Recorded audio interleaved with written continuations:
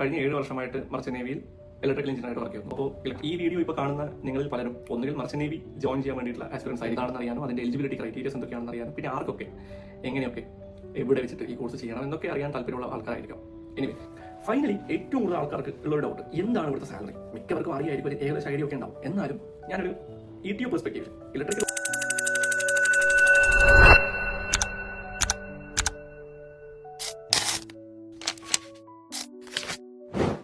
Hi all, welcome to the channel.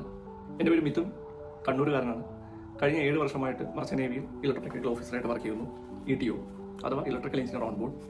അപ്പോൾ ഈ video ഇപ്പോൾ കാണുന്ന നിങ്ങൾ ഒന്നുകിൽ മർച്ചന്റ് നേവിയിലേക്ക് വരാൻ താല്പര്യമുള്ളവരായിരിക്കാം, അല്ലെങ്കിൽ ETO ആവാൻ താല്പര്യമുള്ളവരായിരിക്കാം, അതും അല്ലെങ്കിൽ ഇലക്ട്രിക്കൽ എഞ്ചിനീയറിംഗ് അല്ലെങ്കിൽ മെക്കാനിക്കൽ എഞ്ചിനീയറിംഗ് ഇങ്ങനെ ഏതെങ്കിലും എഞ്ചിനീയറിംഗ് സ്ട്രീം പഠിച്ചുകൊണ്ടിരിക്കുന്ന ആളായിരിക്കും. ഈ കഴിഞ്ഞ 7 വർഷത്തിനുള്ളിൽ ഒരുപാട് പേര് എന്നോട് കണ്ടിന്യൂസ് ആയിട്ട് ചോദിച്ചുകൊണ്ടിരിക്കുന്ന പല ഡൗട്ട്സ് ഉണ്ട്. How to join merchant navy, how to join as an ETO, എന്തൊക്കെയാണ് ETOയുടെ ജോബ് റെസ്പോൺസിബിലിറ്റീസ്, നമ്മുടെ പേയ്മെന്റ് എത്രയാണ്, ഇതെവിടെ വെച്ചിട്ട് ഈ കോഴ്സ് ചെയ്യാം, ആർക്കൊക്കെ അപ്ലൈ ചെയ്യാം. അപ്പോൾ ഞാനിങ്ങനെ ഒരു വീഡിയോ ചെയ്യാൻ ഉദ്ദേശിച്ചത് ഇതിനൊക്കെയുള്ളൊരു ഡീറ്റെയിൽഡ് റിപ്ലൈ ആയിട്ടാണ്. അപ്പോൾ നിങ്ങൾക്ക് ഇഷ്ടപ്പെടുന്നു വിചാരിക്കുന്നു. So let's get in the video. അപ്പോൾ ആസ് എൻ ETO എന്നോട് ഏറ്റവും കൂടുതൽ ആൾക്കാർ ചോദിച്ചിട്ടുള്ള ക്വസ്റ്റ്യൻ, അഥവാ എനിക്ക് ഏറ്റവും നേരിടേണ്ടി വന്നിട്ടുള്ള ക്വസ്റ്റ്യൻ, എന്താണ് ETO എന്നുള്ളതാണ്. എന്താണ് ഒരു ETO as an electro technical officer, നമ്മുടെ ജോബ് റെസ്പോൺസിബിലിറ്റി, നമ്മൾ എന്തൊക്കെയാണ് ഡെയിലി ചെയ്യേണ്ടി വരിക, ഇതൊക്കെയാണ്. അപ്പോൾ ഞാൻ ബ്രീഫായി അതിനെക്കുറിച്ചൊന്ന് പറഞ്ഞുതരാം.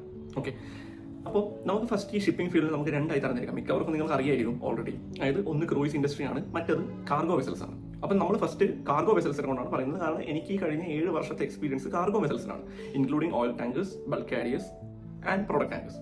ഓക്കെ, അപ്പോൾ അതിനകത്ത് നമ്മുടെ ഈ ആസ് എൻ ETO നമ്മുടെ ജോബ് റെസ്പോൺസിബിലിറ്റി വരുന്നത് maintenance, troubleshooting and repairing of all the electrical, electronic, automation and control engineering system on board. എന്ന് വെച്ചാൽ എല്ലാവിധ ഇലക്ട്രിക്കൽ, ഇലക്ട്രോണിക് എക്യുപ്മെന്റ്സിന്റെയും ബേസിക്കലി, പിന്നെ പുതിയ വരുന്ന ഓട്ടോമേഷൻ സിസ്റ്റത്തിന്റെ ഒക്കെയും മെയിൻ്റനൻസും, പിന്നെ അഥവാ എന്തെങ്കിലുമൊക്കെ പ്രശ്നങ്ങൾ വന്നു കഴിഞ്ഞാൽ അതിന്റെ ട്രബിൾ ഷൂട്ടിങ്ങും, പിന്നെ നമ്മളെ കൊണ്ട് പറ്റുന്ന രീതിയിലുള്ള റിപ്പയറിംഗ് ഞാൻ പറ്റുന്ന രീതിയിൽ നിന്ന് കോട്ടിലിട്ട് പറയാനുള്ള കാരണമുണ്ട്, അത് ഞാൻ പിന്നീട് പറയാം. ഓക്കെ, ഇതൊക്കെയാണ് ബേസിക് ജോബ് റെസ്പോൺസിബിലിറ്റി. അപ്പോൾ നിങ്ങളുടെ മൈൻഡിൽ ഒരു ഡൗട്ട് ഉണ്ടാവും, അങ്ങനെയാണെങ്കിൽ ഏറ്റവും ചെറിയ ഒരു LED ബൾബ് അല്ലെങ്കിൽ ഒരു മേ ബി ഒരു ഇൻകാൻഡസൻ ബൾബ് മുതൽ അങ്ങ് മേജർ ഓട്ടോമേഷൻ അല്ലെങ്കിൽ ഹൈലി സോഫിസ്റ്റിക്കേറ്റഡ് ആയിട്ടുള്ള പല എഞ്ചിൻ കോമ്പണൻസും ഒക്കെ ETOന്റെ അണ്ടറിലാണ് വരിക. യെസ്, അതിൻ്റെ ഒക്കെ ഇലക്ട്രിക്കൽ പാർട്ട് നമ്മുടെ അണ്ടറിലാണ് വരിക. ഇപ്പോൾ ഏതൊരു മേജർ മെഷീനറി എടുത്തു കഴിഞ്ഞാലും, ഏതൊന്നല്ല മിക്ക മേജർ മെഷീനറീസ് എടുത്തു കഴിഞ്ഞാലും അതൊരു ഇലക്ട്രോ മെക്കാനിക്കൽ പാർട്ടായിട്ട് നമുക്ക് മാറ്റാൻ പറ്റും. അതിൻ്റെ അപ്പം മെക്കാനിക്കൽ പാർട്ട് ഡീൽ ചെയ്യാൻ ഒരു മെക്കാനിക്കൽ എഞ്ചിനീയറിംഗ് ടീം അവിടെ ഷിപ്പിലുണ്ടാവും. അതേസമയം അതിൻ്റെ ഇലക്ട്രിക്കൽ പാർട്ട്, അതിൻ്റെ സർക്യൂട്ട് ആയിക്കോട്ടെ, അതിൻ്റെ കൺട്രോൾ സിസ്റ്റം ആയിക്കോട്ടെ, അത് നമ്മുടെ അണ്ടറിലാണ് വരിക, ഒരു ETOന്റെ അണ്ടറിലാണ് വരിക. അപ്പോൾ അതിന് എന്ത് കംപ്ലയിൻസ് വന്നാലും നമ്മൾ വേണം അറ്റൻഡ് ചെയ്യാൻ. അപ്പോൾ നമ്മുടെ ഈ ഒരു ETO ഡിപ്പാർട്ട്മെന്റിന്റെ ഒരു മേജർ ഒരു പ്രോബ്ലം എന്ന് ഞാൻ പറയില്ല, പോസിറ്റീവ്സും നെഗറ്റീവ്സും ഉണ്ട്. അതിൻ്റെ ഒരു പോയിന്റ് എന്താ വെച്ചാൽ മിക്ക ഷിപ്പുകളിലും, അബൌട്ട് 90% ഷിപ്പുകളിലും ETO എന്ന് പറഞ്ഞ ഒരു സിംഗിൾ മാൻ ആർമിയാണ്. നമുക്കൊരു ഡിപ്പാർട്ട്മെന്റ് വൈസ് പറയുമ്പോൾ നമ്മൾ എഞ്ചിൻ ഡിപ്പാർട്ട്മെന്റ് അണ്ടറിലാണ്. പക്ഷേ അതിൽ ഇലക്ട്രിക്കൽ എഞ്ചിനീയർ എന്ന് പറഞ്ഞാൽ ഒരു ഷിപ്പിൽ മിക്ക ഷിപ്പിലും ഒരാളെ ഉണ്ടാവുള്ളൂ. പിന്നെ റയർ ആയിട്ട് ചില കണ്ടെയ്നർ ഷിപ്സിലും ചില VLCCസിലൊക്കെ നമുക്ക്, VLCC means very large crude carriers, അത് വലിയ oil tankers, crude oils carry ചെയ്യുന്നത്, ഇതിലും ഒക്കെ ആയിട്ട് ചില കണ്ടെയ്നർ വെസൽസിലൊക്കെ ആയിട്ട് നമുക്ക് 2-3 പേര് കാണാം. അസിസ്റ്റന്റ് ETOs നമുക്ക് ജൂനിയേഴ്സിനൊക്കെ കാണാം. പക്ഷേ മിക്കതിലും ഉണ്ടാവാറില്ല. ഈവൻ നമ്മൾ first time as A trainee ETO നമ്മൾ ഓൺ ബോർഡ് പോകുമ്പോഴാണെങ്കിലും മിക്ക ഷിപ്പിലും നമ്മൾ ഒറ്റക്കായിരിക്കും. പേരിന് മാത്രം നമ്മൾ ട്രെയിനി ചെയ്യേണ്ട പണിയൊക്കെയും ഒരു സീനിയറിന്റെ ലെവലിൽ തന്നെ ചെയ്യേണ്ടി വരും. ഓക്കെ, അതൊക്കെ നമുക്ക് പിന്നീട് ആ ടോപ്പിക്സിലേക്ക് കിടക്കാം. എനിവേ, അപ്പോൾ പറഞ്ഞു വന്ന പോയിന്റ് നമ്മളൊരു സിംഗിൾ മാൻ ആർമിയാണ്. അപ്പോൾ അതിന്റെ പോസിറ്റീവ്സും നെഗറ്റീവ്സ് ഉണ്ട്, അത് ഞാൻ പിന്നീട് പറയാം. ഓക്കെ, ഇപ്പോൾ നമുക്ക് ബ്രീഫായിട്ട് എല്ലാത്തിലൂടെ ഒന്ന് കടന്നു പോകാം. സോ ETO എന്താണെന്ന് നിങ്ങൾക്ക് മനസ്സിലായി, ETOയുടെ ജോബ് റെസ്പോൺസിബിലിറ്റിയും സ്കോപ്പും നിങ്ങൾക്ക് മനസ്സിലായി. ഇനി ഇതിന്റെ എലിജിബിലിറ്റി ക്രൈറ്റീരിയ, ആർക്കൊക്കെ ഒരു ETO ആവാം, അതിലേക്ക് കിടക്കാം. അപ്പോൾ ഞാൻ എൻ്റെ കരിയർ സ്റ്റാർട്ട് ചെയ്യുന്നത് 2018ലാണ്, ടു ബി സ്പെസിഫിക് 2018 സെപ്റ്റംബർ. അപ്പോൾ 2018 സെപ്റ്റംബറിൽ സ്റ്റാർട്ട് ചെയ്തു എന്ന് വെച്ചാൽ ആ മാസം ഞാൻ ഷിപ്പിൽ ഓൺ ബോർഡ് എത്തിയെന്നാണ്. അപ്പോൾ അതിന് മുന്നേ ഞാൻ 4 months പ്രീസി ട്രെയിനിങ് ചെയ്തിട്ടുണ്ടായിരുന്നു. ETOക്ക് വേണ്ടിയിട്ടുള്ള കോഴ്സ് 4 മാസത്തെ കോഴ്സാണ്. അപ്പോൾ അത് ചെയ്യാൻ വേണ്ടിയിട്ടുള്ള എലിജിബിലിറ്റി ക്രൈറ്റീരിയ എന്താണെന്ന് പറഞ്ഞുതരാം. ഈ 4 months പ്രീസി ട്രെയിനിങ് ആർക്കൊക്കെ ചെയ്യാം. ഞാൻ അന്ന് ഈ കോഴ്സ് ചെയ്യുന്ന സമയത്ത് അവരുടെ ക്രൈറ്റീരിയയിൽ വരുന്നത് ഡിപ്ലോമ ഹോൾഡേഴ്സ്, അല്ലെങ്കിൽ BTech ഗ്രാജുവേറ്റ്സ്, അല്ലെങ്കിൽ MTech, ഈ 3 പേർക്കും അപ്ലൈ ചെയ്യാമായിരുന്നു. പക്ഷേ ലേറ്റസ്റ്റ് ആയിട്ട് ഇപ്പോൾ റീസെന്റ് ആയിട്ട് കാണുന്നത് ഡിപ്ലോമക്കാരെ അവരെടുക്കുന്നില്ല, മിക്ക കമ്പനീസും എടുക്കുന്നില്ല. Only BTech and MTech. ഇനി വരുന്നത് ഈ BTech, ബേസിക്കലി BTech ഏതൊക്കെ സ്ട്രീം BTech എടുത്ത ആൾക്കാർക്കാണ് ETO ആയിട്ട് മാറാൻ പറ്റുക, അല്ലെങ്കിൽ ETO കോഴ്സ് ചെയ്യാൻ പറ്റുക എന്നുള്ളതാണ്. അതിൽ ഒന്നാമത് വരുന്നത് electrical and electronics engineering, triple. Okay, അപ്പം ഞാനൊരു ട്രിപ്പിൾ ഗ്രാജുവേറ്റ് ആണ്.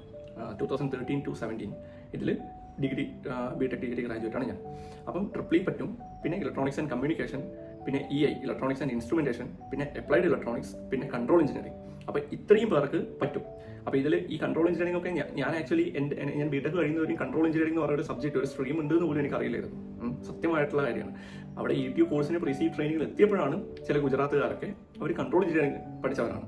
അപ്പോൾ നമുക്ക് ആ ഒരു ഡിഫറെൻറ്റ് എഞ്ചിനീയറിംഗ് പഠിച്ചു കഴിഞ്ഞാൽ നമുക്ക് യൂണിവേഴ്സിറ്റിയിൽ നിന്ന് ഒരു ഇക്വലൻറ്റ് സർട്ടിഫിക്കറ്റ് കിട്ടും. അതായത് ഈ കൺട്രോൾ എഞ്ചിനീയറിംഗ് എന്ന് പറഞ്ഞു കഴിഞ്ഞാൽ അബൌട്ട് ഈ ഇലക്ട്രോണിക്സ് ആൻഡ് കമ്മ്യൂണിക്കേഷൻ ഒക്കെ പോലെ അതിനോട് ഇക്വലന്റ് ആയിട്ടുള്ള ടൈപ്പ് ഓഫ് എഞ്ചിനീയറിംഗ് ആണ് എന്ന് പറഞ്ഞിട്ടുള്ള ഒരു ഇക്വലൻറ്റ് സർട്ടിഫിക്കറ്റ്. അപ്പോൾ അത് ഹാജരാക്കേണ്ടി വന്നിട്ടുണ്ടായിരുന്നു ഈ സമയത്ത്. അതൊക്കെ അവർ അക്കാഡമീസ് പറയും എന്തൊക്കെയാണ് നിങ്ങൾ ചെയ്യേണ്ടത്, അതൊന്നും ഇപ്പോൾ ആലോചിക്കേണ്ട കാര്യമല്ല. എനിവേ, അപ്പോൾ ബേസിക്കലി ഇത്രയും ഈ ഒരു 5 സ്ട്രീമിലുള്ള, അതായത് ഇലക്ട്രിക്കലുമായിട്ട് ബന്ധപ്പെട്ട, കറണ്ടുമായിട്ട് ബന്ധപ്പെട്ട എന്തെങ്കിലും ഒരു എഞ്ചിനീയറിംഗ് 4 ഇയർ എഞ്ചിനീയറിംഗ് നിങ്ങൾ പഠിച്ചിട്ടുണ്ടെങ്കിൽ നിങ്ങൾക്ക് ETO ആയിട്ട് മാറാൻ പറ്റും. അതാണ് ചുരുക്കി പറഞ്ഞാൽ. അപ്പോൾ ഇനി ഏതൊക്കെയാണ് ഈ നല്ല ഇൻസ്റ്റിറ്റ്യൂട്ട്സ് എന്ന് ജസ്റ്റ് ഒന്ന് ഞാൻ പറഞ്ഞുതരാം. അതായത് എൻ്റെ അറിവിലുള്ള ലിമിറ്റഡ് ആയിട്ടുള്ള കാര്യങ്ങളാണ് ഞാൻ പറയുന്നത്.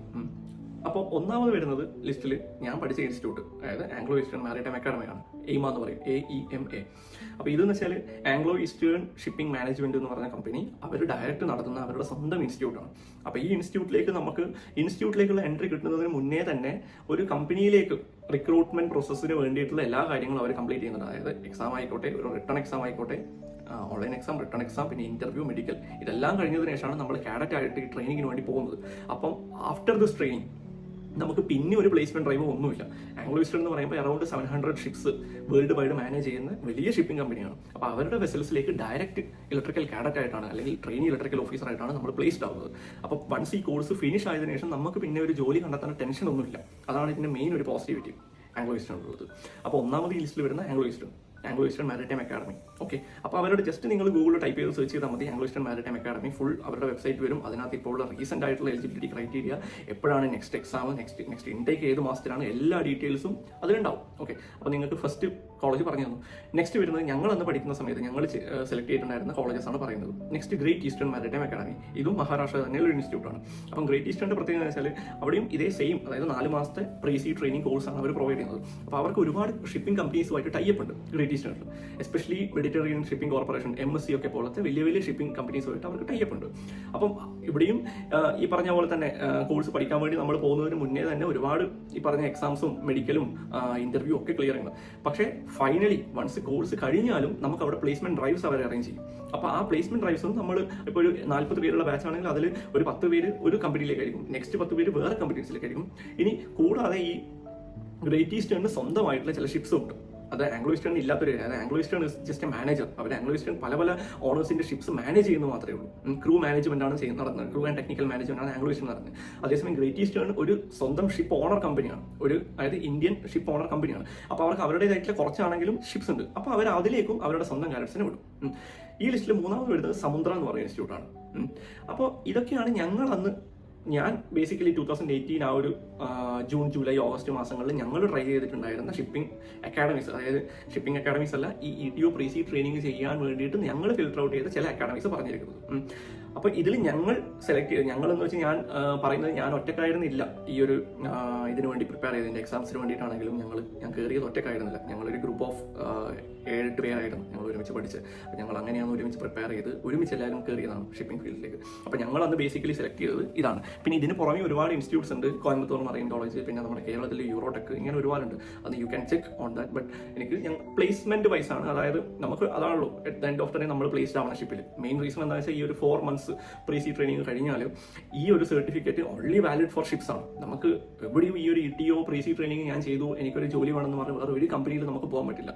ഓൺലി ഷിപ്പിംഗ് കമ്പനീസിൽ അല്ലെങ്കിൽ ഷിപ്സിൽ മാത്രം വാലിഡ് ആയ സർട്ടിഫിക്കറ്റ്. അപ്പോൾ നമുക്ക് 100% പ്ലേസ്മെന്റ് ഷുവർട്ടി തരുന്ന, ഒരു ഗ്യാരണ്ടി തരുന്ന ഇൻസ്റ്റിറ്റ്യൂട്ട് നമ്മൾ സെലക്ട് ചെയ്യണമല്ലോ. അതുകൊണ്ടാണ് ഈ 2-3 ഇൻസ്റ്റിറ്റ്യൂട്ട്സിന്റെ പേര് ഞാൻ പറഞ്ഞത്. അപ്പോൾ ഇൻസ്റ്റിറ്റ്യൂട്ട്സിന്റെ കാര്യം നിങ്ങൾക്ക് ക്ലിയർ ആയി എന്ന് വിചാരിക്കുന്നു. ഇനി വരുന്നത് പ്രീസിന്റെ ഡീറ്റെയിൽസ്, അതായത് കോഴ്സ് ഫീ, പിന്നെ അതിനുശേഷം എങ്ങനെയാണ് ഓൺ ബോർഡിങ്, പിന്നെ സാലറി ഡീറ്റെയിൽസ്, ഇതിന്റെ പ്രോസ് ആൻഡ് കോൺസ്, ഇതൊക്കെ നമുക്ക് നെക്സ്റ്റ് അടുത്തൊരു പാർട്ടിൽ ചെയ്യാം. ഓക്കെ, അപ്പോൾ പാർട്ട് 1 ഇവിടെ തീരാണ്. നെക്സ്റ്റ് പാർട്ടിൽ ബാക്കി ഡീറ്റെയിൽസ്.